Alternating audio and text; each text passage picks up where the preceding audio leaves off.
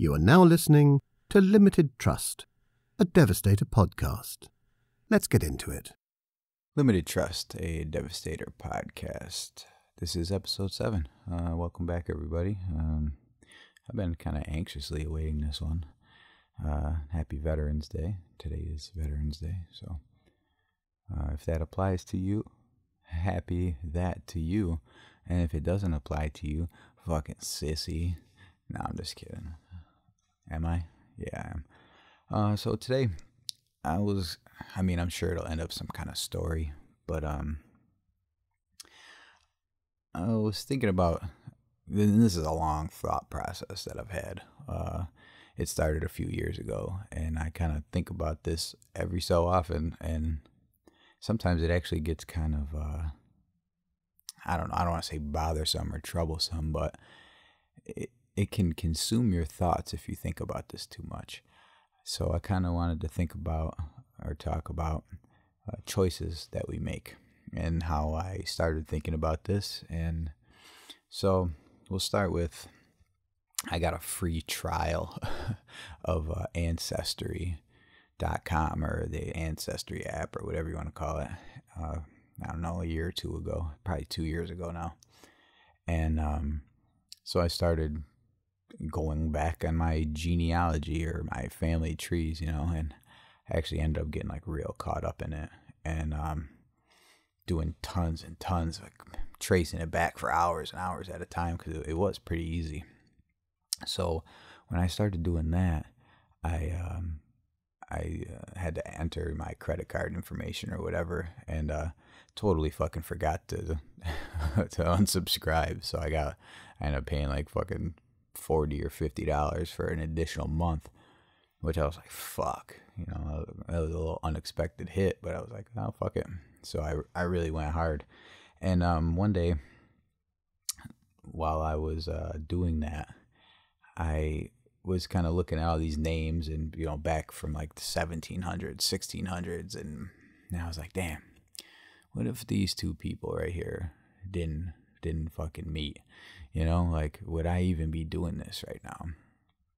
So I started, like, that was the spark to this thought process. And I started looking at my son, Aaron, and I was like, damn, like, if I never met his mother, Erica, I was like, he wouldn't, obviously he wouldn't be here today. But then I kind of started thinking, not in a sense of what if it didn't happen. Like, well, what if I would have bought Tesla when it was this much, or, whatever. I started thinking about the things that did happen.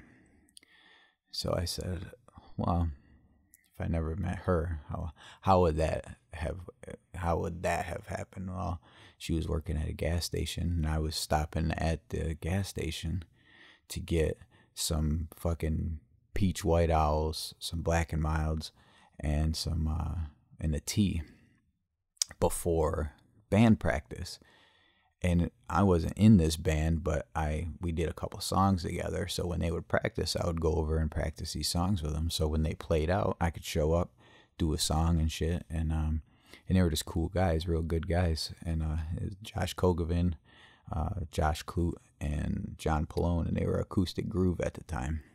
So I would stop at this little gas station that was right before Kogovin's house, and I'd grab my shit or whatever and then go there. And that's how I ended up meeting Erica.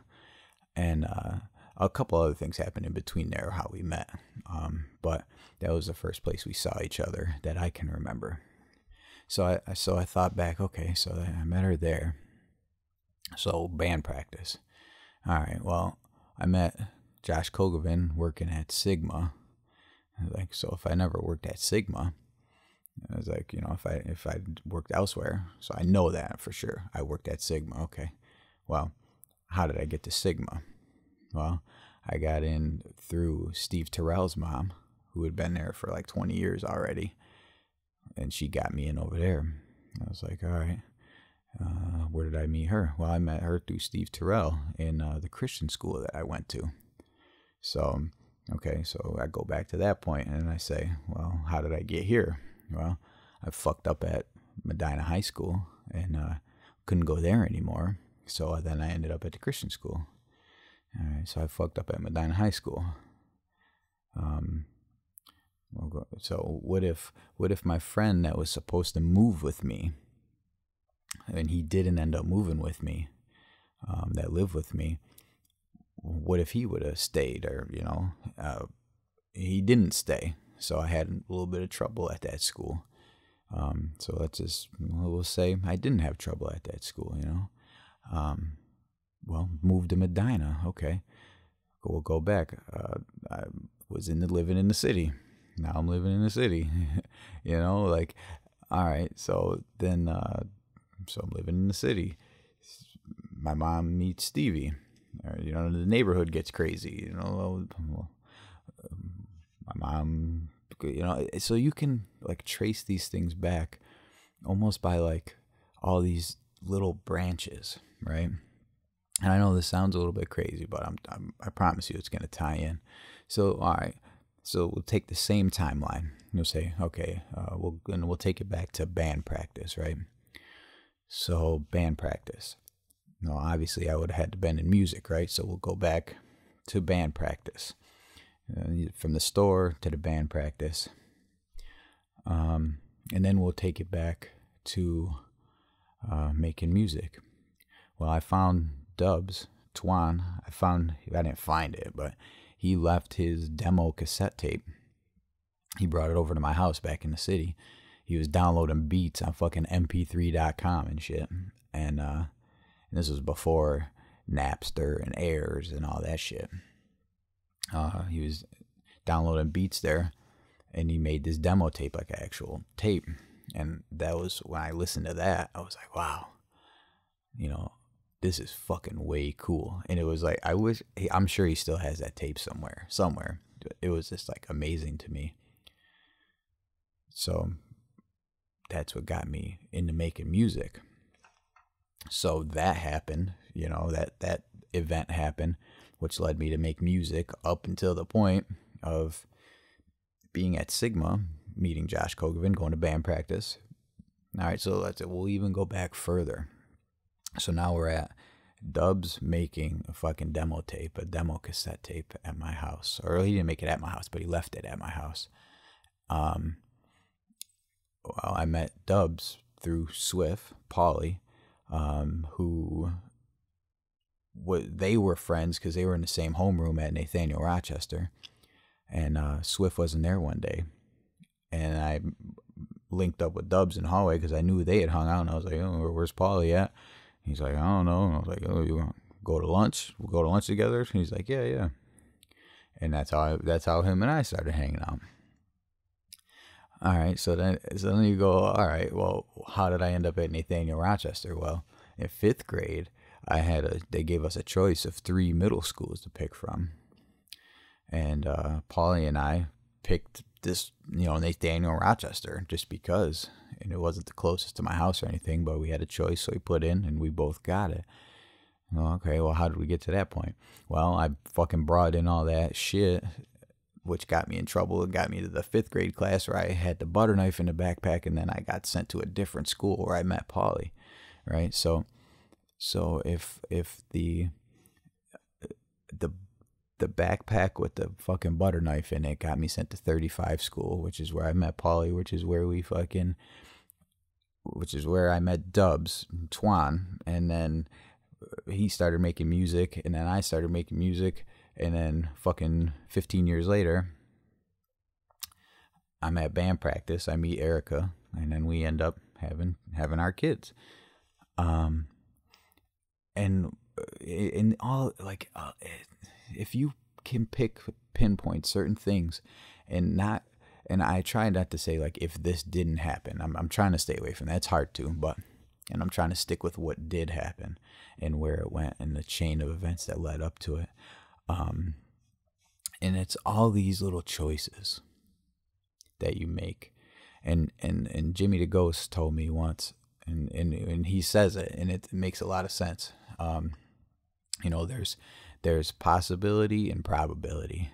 Is it possible that, you would have me would have continued on if I didn't meet Dubs to make music on my own? Yes, it's possible.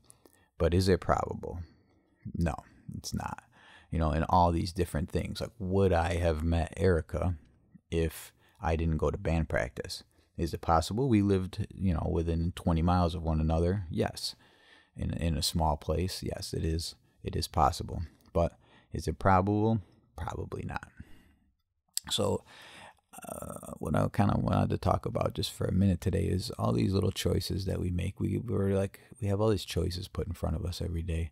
Some of them are a lot more detrimental than others, but some of them might not seem like they have any meaning, but they do, and they can have this ripple, this echo throughout your entire life, and it doesn't seem like it. And until you actually sit back and start tying things back and going back and going back, I did this because I did this because I did this. And you can really trace that back to a point where it's out of your hands. Obviously, you know, before you were born. And then you can't really speculate much. You weren't there, but it's crazy to think that all these things kind of funneled you to this point. You know, it was like a perfect storm that made certain things happen. You know, if I never fucking stabbed all those people in the face with a razor blade, fucking would I have gone to jail, and would I have had this felony probation which kept me out of trouble? Would I have been to this point? You know, I don't know. You know, if Paulie was never in foster care, then he would have never met AJ, and I would have never met AJ, and then we both wouldn't have known him, and, you know, I would have never had that loss in my heart when he died, and I would have never been at that party. And is it probable that would have all happened? No, but it is possible. We all do live in the same timeline, as far as I know. So there's like all these little things that just kind of happened. And, you know, back in 6th grade, it didn't seem like anything. You know, we were moving out to the country. It didn't really seem like it was anything, but it had all these lasting effects. So I kind of wanted to, here's my fucking the more you know message.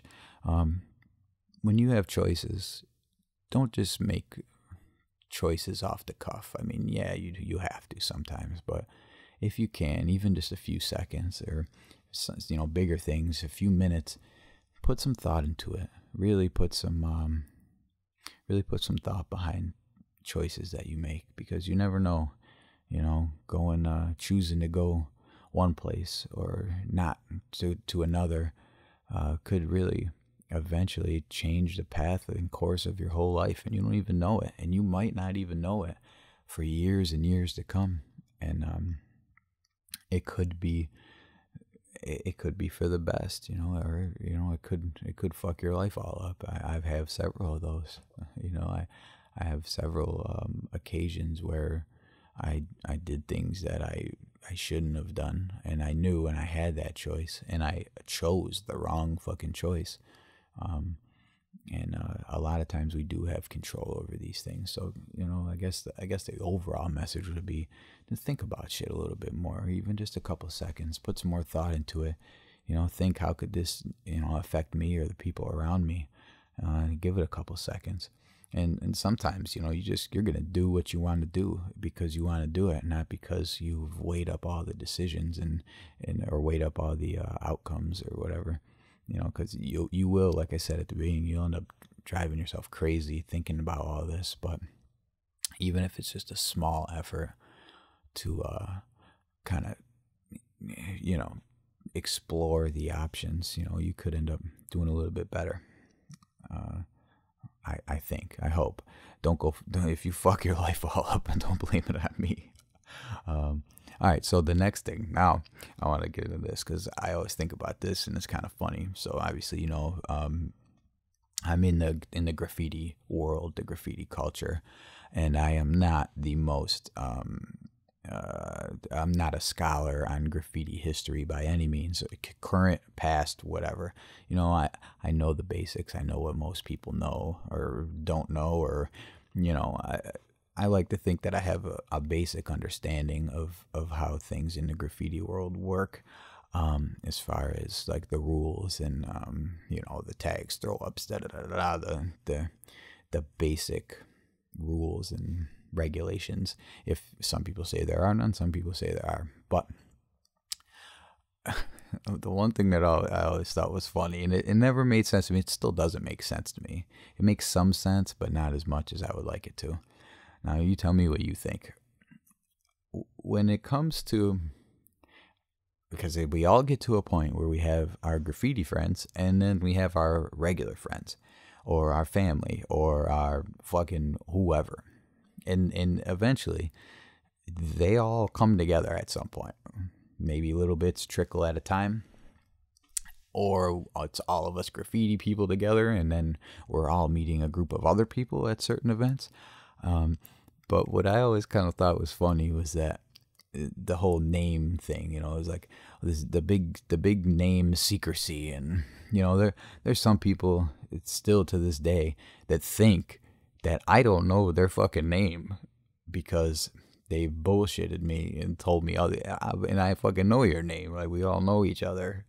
And I've heard people call you by your name, even though you didn't catch it that they called it. Anyway, I think in graffiti, I'll say if I'm wrong, I think we should all just call each other by our fucking first names. All right. And the reason behind this is, it makes it a lot fucking easier when you're introducing one another to people. Nobody gives a fuck if you're Bill, all right? I promise you. If I introduce you to somebody out in the streets and I'm like, hey, this is fucking Eric, everyone's just like, oh, that's Eric. You know, no one's gonna be like, oh, I wonder if he's that guy that writes cheese dick out on the side of the expressway. That must be him. No one's gonna fucking think that. I don't give a fuck if you got paint all over your hands, you got a fucking Devastator shirt on. Ain't nobody gonna have to say, oh, that might be this guy. And like, I've had people tell me many times over the years on the inbox, like, yo, you do meetups, I don't like putting my information out there on the internet, dude. But I promise you, if I don't know you, and even if I do know you, I've had people order for years, and all I know them by is their name on the order. And then they hit me up on Instagram and are like, yo, I just got this, you know, whatever. And I go, oh, that's this fucking guy. I go, I didn't know that, you know. You're just a name when it comes to that. I'm not sitting there doing fucking research. And even if I did, I mean, what would it come up with? The address that I already have? Excuse me. So what I'm saying is, yes, always, you know, it never hurt anyone to be too paranoid, I don't think. But you do have to learn to draw a line that, you know, the majority, the 92% of people out there, dude, no one's fucking, dude, they are not coming for you, all right? I mean, you got to do some serious amounts of damage in them streets to be targeted. Like, you got to do some serious fucking damage. And even then, it doesn't matter to me, you know? Like, just put the fucking right name on your package. Because when you got some fucking John Doe bullshit, and some people do it breaking balls, which is funny, but and the fucking mailman doesn't know who to drop your package off to because fucking John Doe 646, they never delivered that to this address before. Sometimes that could end up being a fucking problem. And then if I gotta get a hold of people in the post office or in wherever, and they're like, well, what's the name on it? And they're like, yeah, that name doesn't go to this fucking address. You know, it just makes it a lot harder. And meeting people and introducing people. I don't want to have to remember what I told my mother that your fake name was. Don't do that to people. Just and especially in public, if we're all talking to each other and we're calling each other by these half names or all this whatever, dude. Two people talking about Kyle and Bill and fucking and Eric and John and Joe. It sounds like a bunch of fucking white people sitting around talking. You know what I'm saying? Like, just don't overthink it, all right? But you know, some people do. Some people got a reason, you know. And I also know them as well. Massive fucking damagers who definitely are known to their local whoever.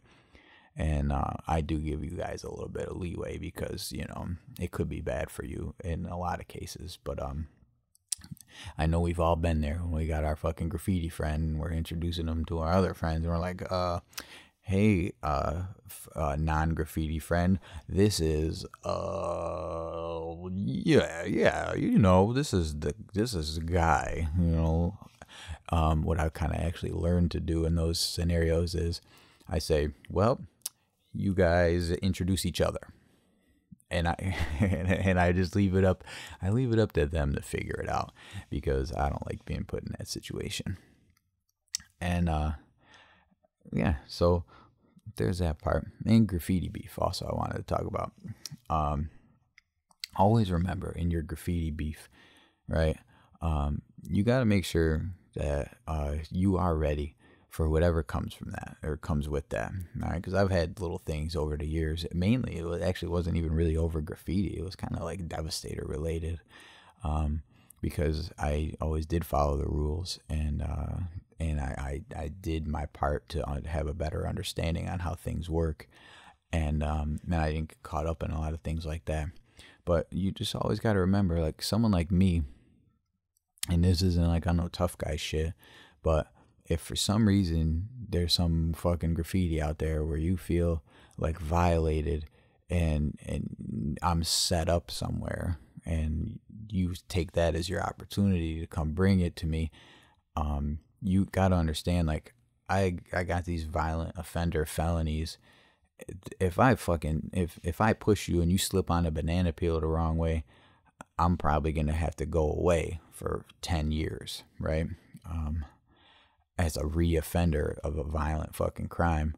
And my youngest right now is 9. So the difference between 9 and 19, you're going to have to fucking pay for that. I gotta let people know for myself and for anyone else, because some people don't fucking play that shit. Like if it gets brought in that kind of way, just fucking be ready, because if I'm going to have to go sit for that long, you're gonna have to fucking pay for it. It's, you know, I'm gonna get that time out of you, and it's gonna be worth it. And there's a lot of people out there I know that they wanna do that. They wanna say they know got your address and shit. Do you really want that? You know what I mean? Like, do you really want to fucking find out what that's about? You know, so I want to tell everybody to, in your graffiti beef out there, and I understand a lot of it. You know, some people are telling and some people are fucking doing this and that. Just always keep that in the back of your mind. Like, you never know, man. And a lot of people who act in fear can end up being dangerous unintentionally too. So if you're gonna come down on somebody, you better make sure that shit is right, especially these days, man, because I would hate to see you guys in some shit and you get your fucking brains blown because, you know, you didn't think homeboy was doing that shit, and he might not be about that shit, but he might be scared, and that makes people do things. So I guess what my point is about the beef is be careful, man. Be careful out there. Be careful who you fucking bring it to. Kind of monitor the situation, man. You know, if it's on, it's on, but you know, if you end up getting fucking stabbed in your face or multiple times, or if I shoot you or what, or me or anyone, you know, you got to be ready for that.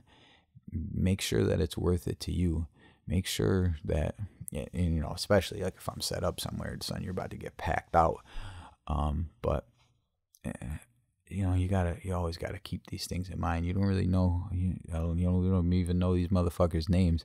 You don't know what the fuck they're capable of, or you don't know what they have to lose. You know, I have a lot to lose.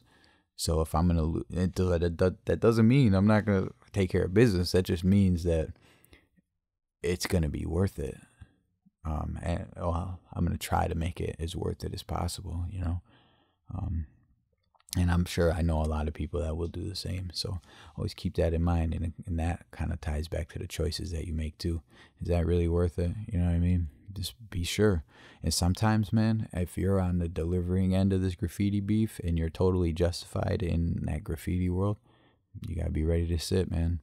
You know, I wasn't ready to sit, but I had to, and that's kind of when I learned, like, oh yeah, you want to fucking fuck around and stab people, you know, you're gonna have to sit. So be ready to sit if you're about to go handle that business, and be ready to sit for a long time, possibly too. So I guess that's about it. That's all I got. Who we been thinking about lately? What kind of shout outs do we got? Oh, I think I fixed the fucking scribe problem. I know there's been a problem with them scribes. I don't know if the threads, I don't know what the fuck it was. All of a sudden, we started having unscrewing issues. So I think the O-rings are taking care of that. Oh, and I seen that other motherfuckers from this other unrelated bullshit ass graffiti shit. Son, how you gonna fucking take, like, I understand. Static Designs, my brother-in-law, the machinist. He created the design that everyone fucking wants to bootleg. It's so simple, but we did it first. He fucking came up with that, and he actually did it way better than I did it at first. You know, he did it way better, machining it and shit, and I kind of just made it. I streamlined the process a little bit, which is really nothing, but how you gonna fucking look and see that and fucking copy that shit, like Blacktops and all those other ones? Like, come on, son. Like, you can come up with something. There's a lot of different methods out there, and I've seen other methods and said, oh, can't do that now. Why don't you do the same thing? Don't be a fucking bitch, man. Come up with your own shit. You know, either that or just fucking let me live. You know? Yeah, it might be a fucking little bit easier. Believe me, you don't want nothing to do with that. You don't just be fucking somewhat original. Somewhat. You know? I understand. Yep, we ain't the first one to do scribe. Oh, blah, blah, blah. Believe me, ain't no one the first one to do any of this shit. Someone told me when the dice scribes came out, it's everything under the sun has been done. And I tend to believe that's accurate. You know, fucking cave people were fucking writing on walls. You know what I mean? Like, they were doing graffiti back in fucking caves. So I don't want to hear about, oh, graffiti was born, blah, blah, blah. Yeah, nah. Graffiti was born fucking long before that. All right. I remember, excuse me, when I was able to get up in the wings of the Times Square building downtown in Rochester, and there was pencil, you know, fucking with the guys' names in cursive and fucking 1930s and shit written up inside of the wings, and I was like, oh, that's cool, you know. So believe me, you know, fucking just because someone was writing a fucking alias in the 70s or the late 60s or whatever, all this big debate of where graffiti started. Pretty sure graffiti started in caves and shit, you know, before the invention of light. Well, the light as far as electric light, you know, before the invention of anything. So, all right, man. This is a long ass motherfucking one, and this one doesn't really have a lot of story attached to it. Keep an eye on your fucking choices, and as Pep tells me, fucking stay dangerous in them streets, you know? Keep an eye out, and do your thing, blah.